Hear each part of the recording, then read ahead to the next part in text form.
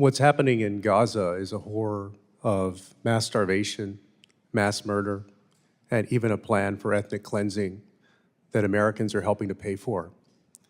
Every day brings us fresh horrors of starving children, in fact, some of them starving to the bone, civilians killed by snipers while they seek out food, and entire families wiped out by the IDF. And as I mentioned, and as you know, Americans are helping to pay for it. I wanted to ask you what the Trump administration's plan is to stop it. As we and the world witnesses these horrors, what is your plan to stop it? Representative Castro, thank you for your question and for allowing me to respond. When we talk about Israel-Gaza, I think it's important to remember two specific things. First, this situation started on October 7th when Hamas invaded Israel and killed nearly 1,200 Israelis, mostly civilians, in the most heinous and barbaric ways. Second, I think we should also emphasize that Hamas could end this conflict today. It could put down their arms, they could return the hostages. But certainly you're not suggesting, hold on, I'm going to reclaim my time for a second. You're not suggesting that those 5- and 6-year-old kids have any control over what Hamas does, are you? In fact, those folks in Hamas, the people who make up Hamas, many of them are hidden away in tunnels or out of Gaza and are not the ones who are being subjected to these bombs and missiles and starvation and so forth.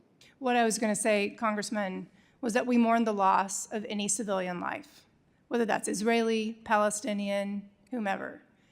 And that's why we're focused on achieving a ceasefire. It's the laser focus of President Trump and of this administration. Well, Undersecretary, I guess I want to tell you, just for a second, I want to tell you when Anthony Blinken sat where you're sitting in December, I believe, I told him that I was disappointed with how the Biden administration approached this and that we didn't do enough during that time to stop these horrors. And I will say the same thing to you as part of the Trump administration, that our government is not doing enough. We have all on this dais called out Hamas for the horrors of October 7th. We have labeled them even before this as terrorists and penalized nations or anyone who has associated with them. But what actions have we taken against Benjamin Netanyahu's government for the horrors that they've committed? Where are the consequences for their action? Thank you, Congressman. What I was going to say was that we're very focused on achieving a ceasefire and delivering humanitarian assistance.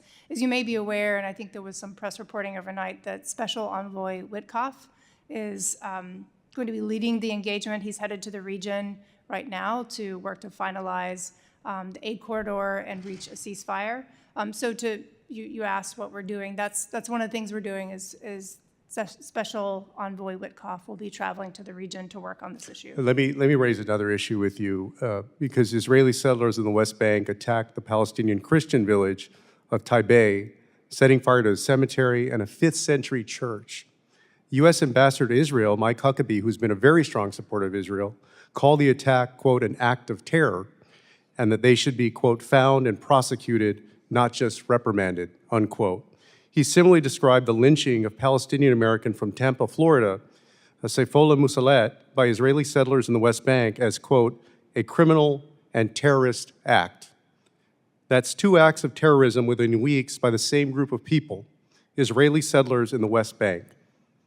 I want to ask you, will the United States be pursuing independent investigations into these terrorist attacks by Israeli settlers?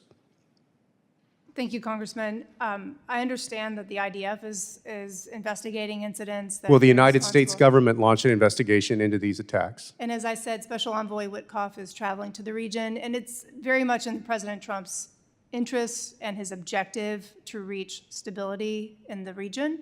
He's working on ceasefires. Will you guys commit to an independent United States investigation into these attacks? Thank you for asking that question. I don't have an answer for you at this moment, but I've provided you with an answer to your question on what we've been doing on this issue and how we're working towards a ceasefire.